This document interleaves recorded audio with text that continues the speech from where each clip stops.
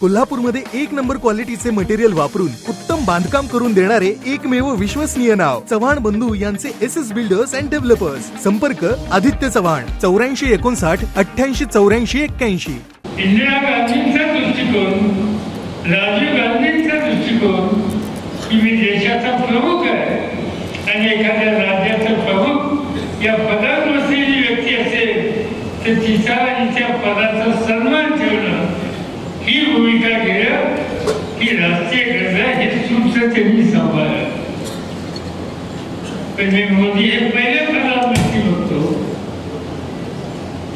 की आंध्रमध्ये गेले ते तिथल्या मुख्यमंत्र्यांच्या टीका, ते हैदराबादमध्ये गेले का तिथल्या मुख्यमंत्र्यांच्या व्यक्तिगत टीका,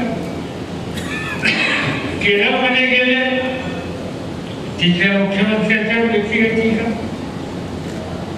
पश्चिम बंगालमध्ये गेले ममता बॅनर्जीवर व्यक्तिगत टीका. या संस्था आहेत, इन्स्टिट्यूशन्स आहेत, लोकांनी निवडलेले आहे, तिथं सन्मान ठेवण्याची जबाबदारी आहे. पण ती जबाबदारी पार पाडण्यासाठी जी खबरदारी घ्यायला पाहिजे ती खबरदारी आजचे प्रधानमंत्री घेतले.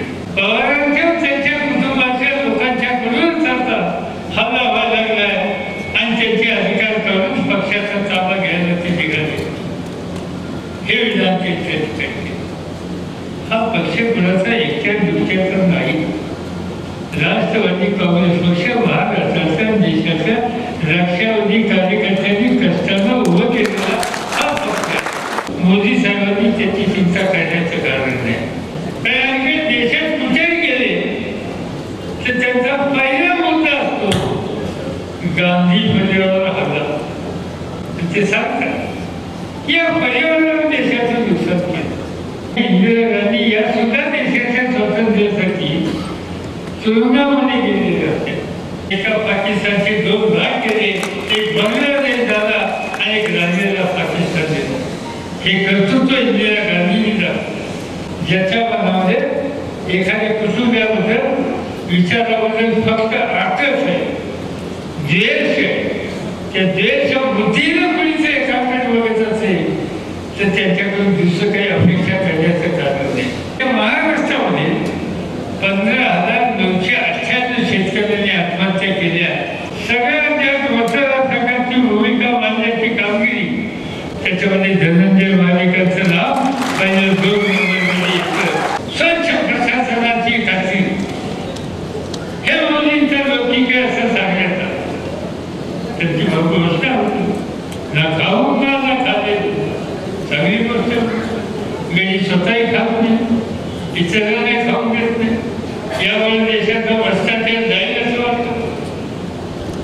पण हा दिलेला शब्द किती आणि कसा पाळला गेला याचं उदाहरण एका उदाहरणातून आपल्याला सांगता येईल. ती गोष्ट म्हणजे राफेल विमानाची खरेदी. खरा आकडा असा आहे की याची किंमत 350 कोटी होती आणि ती 350 कोटीचं विमान 750 कोटी गेलं. 750 कोटीचं विमान 1300 कोटीवर गेलं आणि 1300 कोटीवरचा नंतर करा 1660 कोटी रुपयाला एक विमान खाऊ मला खाली होतं. 350 कोटीचं 1600 कोटी विमान होतं. किसने खाया ते कहा गया? हा याच्याबद्दलचं उत्तर द्या. एक ठिकाणी एक तोफाची खरेदी झाली. त्या तोफाची खरेदी झाली.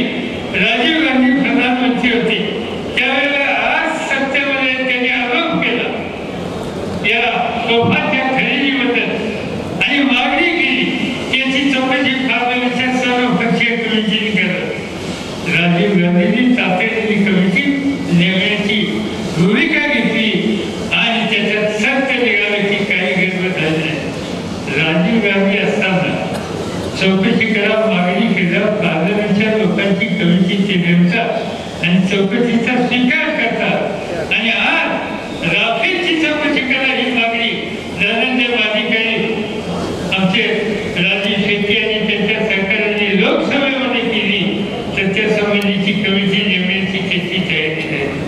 याचा अर्थ यांचे व्यवहार आणि मी फक्त हिंदू हिंदू हिंदू ही भूमिका त्याच्या हिशोबात याचा अर्थ जी तुम्ही घेतलेली शपथ राष्ट्रपतीच्या समोर माझी आणि घेतली आणि मी सगळ्या घटकांच्या हिताची जपणूक करणार हे समज देशावर तुम्ही सांगितलं.